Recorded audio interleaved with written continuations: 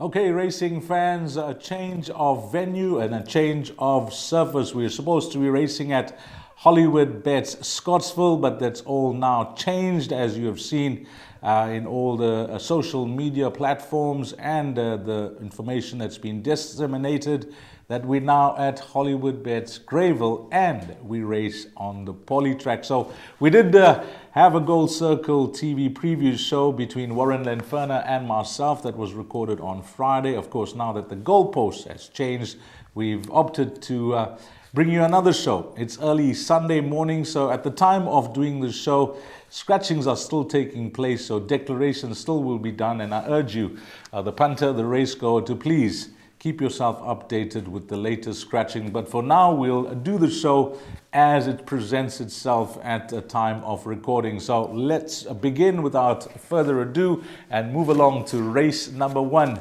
And race number one will take place. All the times have changed as we go through each race. We'll give you the distance changes as well now that we're racing on the poly track. But race number one will begin at 12:25. It's over 1,200 meters, and a number of first timers take their place here. And one of them, or should I say two of them, are from the stable of Garrett Van Zyl. And if you did watch the show on Friday or during the course of the weekend, I did speak to Garrett Van Zyl. It was by chance, and he said, both my first timers are nice horses. That's horse number 2, Iron Bark, who's partnered by Anton Marcus, and horse number 4, Gallic Chief, who's partnered by Warren Kennedy. Both of them are stable companions, working stable companions back home. There's not much to choose between them, according to Garrett. But at this stage of the game, he feels that Gallic Chief will be better suited to further, and he had a slight preference for horse number 2, Iron Bark. So maybe that could be the right one of the two, but he certainly did not discount the chances of number 4, Gallic Chief. Well, on exposed form, there shouldn't be much to choose between 2, Silvery Blue, and horse number 9, Crested Eagle. Of course, both of them race behind Good Traveler, and there was really not much that separated both these horses.